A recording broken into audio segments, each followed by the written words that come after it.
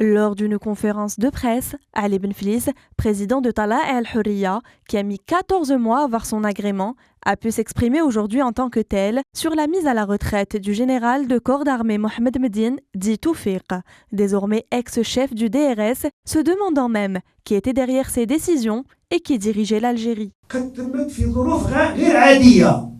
Ce limogeage est intervenu dans une Algérie anormale, dans des circonstances de vacance du pouvoir. Le premier responsable du pays est malade. Il ne s'est pas adressé au peuple depuis 2012. Depuis le 8 mai 2012.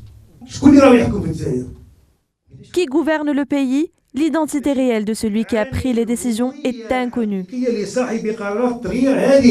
Dans un autre contexte, le président du parti a également abordé la situation économique du pays en donnant son avis sur la loi de finances complémentaire.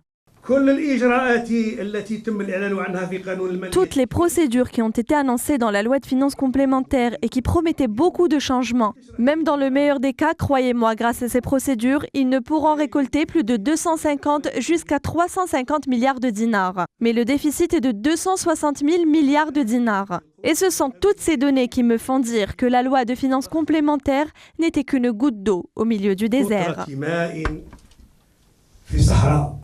Enfin, Ali Benflis a souligné que l'ambition de son parti n'était autre que celle de bâtir un parti moderne, s'inscrivant dans la trajectoire de l'impérative modernisation politique, économique et sociale du pays.